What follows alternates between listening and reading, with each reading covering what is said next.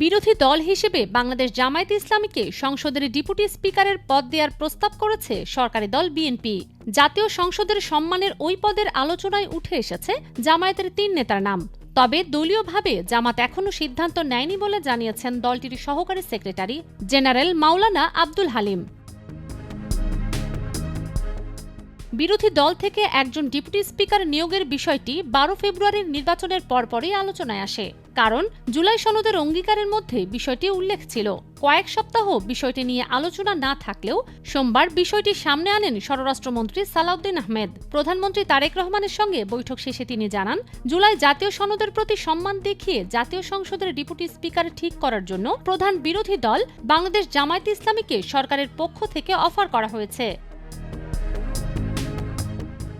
সালাউদ্দিন আহমেদের এই বক্তব্যের বিষয়ে জানতে চাইলে জামায়াতের সহকারী সেক্রেটারি জেনারেল আব্দুল হালিম বলেন, ডেপুটি স্পিকারের পদের বিষয়ে দলের নীতি নির্ধারণী ফোরামে এখন পর্যন্ত কোনো আলোচনা বা সিদ্ধান্ত হয়নি। আমরা শীঘ্রই এ ব্যাপারে সিদ্ধান্ত নিয়ে জানাব। তবে দলটির বিভিন্ন পর্যায়ে কথা বলে জানা গেছে, এখন পর্যন্ত জামায়াতের ভেতরে বা বাইরে যাদের নাম ডেপুটি স্পিকার হিসেবে আলোচনায় রয়েছে তাদের মধ্যে শীর্ষ অবস্থানে রয়েছে পাবনা ১ আসনের সাংসদ ব্যারিস্টার নাজিবুর রহমান মোমেনের নাম।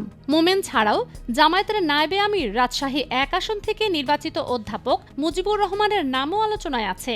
এছাড়াও ঢাকা ১৪ আসন থেকে নির্বাচিত সংসদ সদস্য ব্যারিস্টার আহমদ বিন কাশেম আরমানের নামও বলেছেন অনেকেই।